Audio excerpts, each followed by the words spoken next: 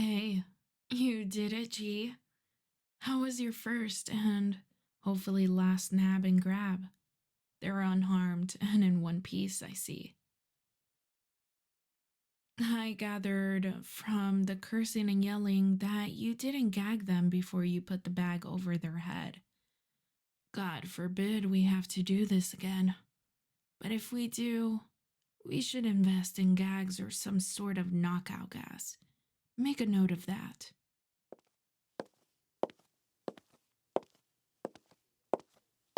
All right.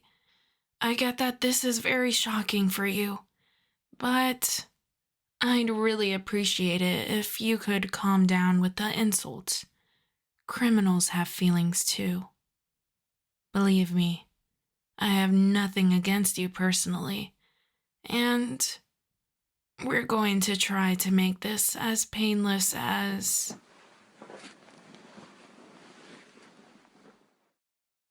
You're not the governor's kid? Giacomo, this is not the governor's kid we were trying to ransom. Who the hell is this? Excuse me just a second, darling. This is the picture I showed you from last week's newspaper. Look at it next to the civilian you've got tangled up in our business. They look nothing alike. How did you possibly mix them up? Bud, what's the point of us giving you a health plan including vision if you're not going to use it? You're taking the day and going to the optometrist, boss's orders, before your nearsightedness gets you and me killed. Oh. All right. How are we going to take care of you? No, we're not going to kill you. I don't know what sort of Godfather-esque dark romance stuff you've been reading or watching, but organized crime is a fairly tidy process nowadays. Making people sleep with the fishes is costly and messy. Me and mine almost exclusively work in money laundering and counterfeiting. This, admittedly, is a bit of a special case. See, our local governor, running for re-election based on his staunch Christian family values.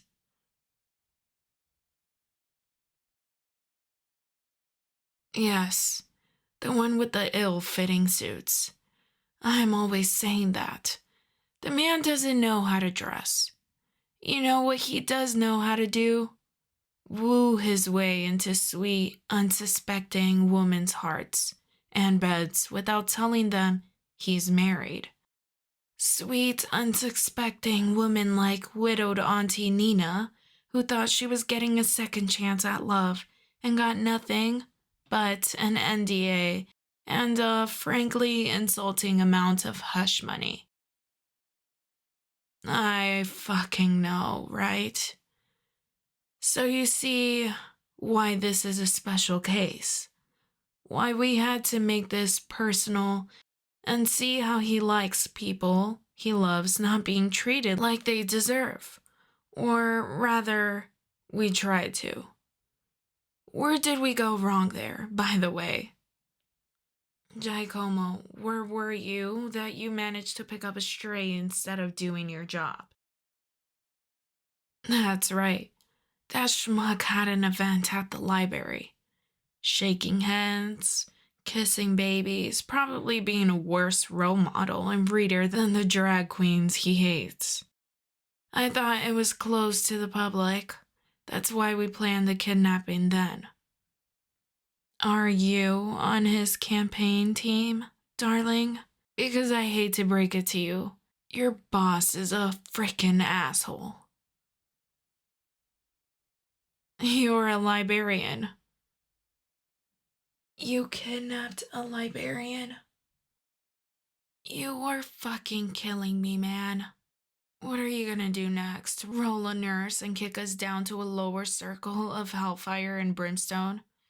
Do me a favor and go out and start the car, please, so we can try to get some good karma back. Sorry about all of this.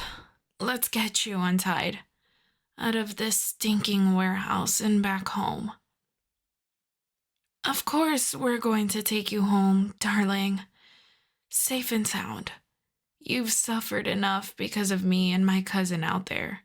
And keeping you quiet the old-fashioned way wouldn't benefit us all. Like I said, I like my crimes like I like my money.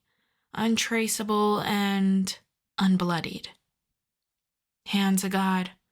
Besides, I'm a mobster, not a monster. Libraries are an important part of the community, and I appreciate people like you who keep them running as best as you can. I might even want to stop by and say hello if that's all right with you. Because I think you're interesting. I'll grant you. It's partly because I'd rather you not snitch to the feds, but mostly because I'd like to see you again. In the past 2 hours, you've had a sack thrown over your head, been manhandled into a van, strapped to a chair, and left to stew in fear in a cold, dank warehouse of God knows what. In those 2 hours, you haven't lost your cool or nerve, even once. You didn't cry, beg, or scream. You cursed me out, called me words I won't repeat in your polite company, and did a real number on my associate if him limping out of here is an indicator. I can't say I meet someone like you often, even in my line of work. You're giving me a seasoned criminal terms and conditions? Oh, I like you. All right, darling. I'll bite. I'm invested. What must I do if I want to come see you at work? No more illegal activities on library grounds. That's fair enough to ask. What's the second thing?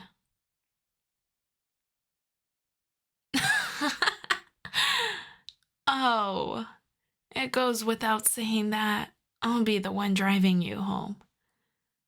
I love G, I do, but I wouldn't trust him to navigate us out of a proper bag at this point.